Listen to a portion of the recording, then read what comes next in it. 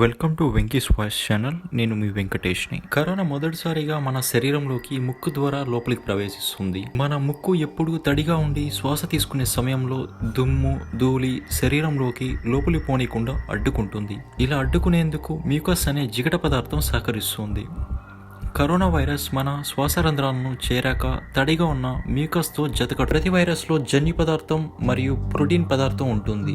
అలాగే కరోనాలో కూడా జన్యు మరియు ప్రోటీన్ పదార్థం ఉంటాయి. ప్రోటీన్ పదార్థం మన శరీరంలో ఉన్న మ్యూకస్తో జత అయినప్పుడు కరోనా వైరస్లోని జన్యు పదార్థం యాక్టివేట్ అవుతుంది. ఉత్తేజితమైన జన్యు పదార్థం రిప్లికేషన్స్కు దారితీస్తుంది.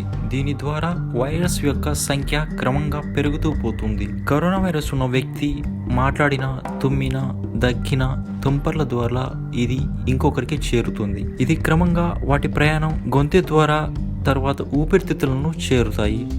ప్రతి చోట అవి వాటి గమనంతో పాటు వాటి సంఖ్యను కూడా క్రమంగా పెంచుకుంటూ పోతాయి. ఇవి మన శరీరంలో ఉన్న కణం యొక్క రిసెప్టార్తో లాక్ అవుతాయి. మన శరీరంలో ఉండే ఊపిరితిత్తులు 2 లోబ్స్గా సపరేట్ అయి ఉంటాయి. మనం పీల్చే గాలి విండ్ పైప్ ద్వారా ముక్కులను వైరస్ అక్కడ చేరిన తర్వాత ఇది న్యూమోనియాకు దారితీస్తుంది. ఈ న్యూమోనియా రావడంతో ఊపిరితిత్తులు బరువై ఉన్నట్లు అనిపించి మనకు చెస్ట్ పెయిన్ వస్తుంది. కరోనా వైరస్ మన శరీరంలోకి ప్రవేశించిన టైం నుండి మనలో ఉండే రోగనిరోధక శక్తి దానితో ఫైట్ చేస్తూ ఉంటుంది. అదే క్రమంలో మన బాడీ యొక్క టెంపరేచర్ కూడా అమాంతం పెరిగిపోతుంది.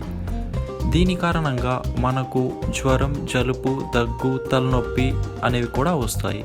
కరోనా వైరస్ మన శ్వాస వ్యవస్థను దెబ్బతీయడం ద్వారా మనకు శ్వాస తీసుకోవడం కష్టమవుతుంది. దీనికి మనం వెంటిలేషన్ పైన ఆధారపడవలసిన అవసరం ఉంటుంది. ఎవరిలో అయితే ఇమ్యూనిటీ సిస్టమ్ తక్కువగా ఉంటుందో వాళ్ళకి కరోనా అనేది తొందరగా యాక్టివ్ అవుతుంది. చిన్నపిల్లలు అలాగే వయసులో పైబడిన వారికి ఈ కరోనా వచ్చే అవకాశాలు చాలా ఎక్కువగా ఉన్నాయి. కరోనా అనేది ఆర్ఎన్ఏ బేస్డ్ వైరస్ కావడం వల్ల దానికి వ్యాక్సిన్ కనుక్కోవడం చాలా కష్టతరంగా మారింది. చాలా తక్కువ మొత్తంలో ఉన్న కరోనా వైరస్ యొక్క చనిపోయిన కణాలను తీసుకొని వ్యాక్సిన్ని తయారు చేస్తారు. ఇలా తయారు చేసిన వ్యాక్సిన్ని మనిషికి ఎక్కించినప్పుడు మనిషిలో ఉండే ఇమ్యూనిటీ సిస్టమ్ దాన్ని ఒక ఫారెన్ బాడీగా గుర్తించి దానితో ఫైట్ చేయడం స్టార్ట్ చేస్తుంది. కరోనా వైరస్ యొక్క పొటెన్సీ చాలా తక్కువగా ఉండడం వల్ల వ్యాక్సిన్తో మన ఇమ్యూనిటీ సిస్టమ్ ఫైట్ చేసి దానికి తగ్గట్టుగా రెసిస్టెన్స్ని డెవలప్ చేసుకుంటుంది. సాధారణంగా వ్యాక్సిన్ కనుక్కోవడం, వాటిని పరీక్షించడం ఇలా అన్నీ చేయడానికి దాదాపుగా 10 నుంచి 15 సంవత్సరాల పైనే సమయం తీసుకుంటుంది. కానీ ఇప్పుడున్న మన సిచ్యువేషన్లో అన్ని కంపెనీస్ కరోనా యొక్క వ్యాక్సిన్ని తయారు చేయడానికి పోటీ పడడంతో కరోనా యొక్క వ్యాక్సిన్ కనుక్కోవడం చాలా తొందరగా అవుతుందని ఆశిద్దాం. కరోనా వైరస్కి ఎటువంటి వ్యాక్సిన్ లేదు కనుక మనం కొన్ని పర్సనల్ హైజెనిక్ టెక్నిక్స్ ద్వారా మనకు సోకకుండా మనకు మనం కాపాడుకోగలుగుదాం. నేను అందించిన ఈ సమాచారం మీకు నచ్చినట్లయితే దయచేసి నా ఛానల్ సబ్స్క్రైబ్ చేయండి. అలాగే లైక్, కామెంట్, షేర్స్ కూడా చేయండి. ఇలాగే మరిన్ని కొత్త విషయాలతో మీ ముందుకు మళ్ళీ వస్తాను.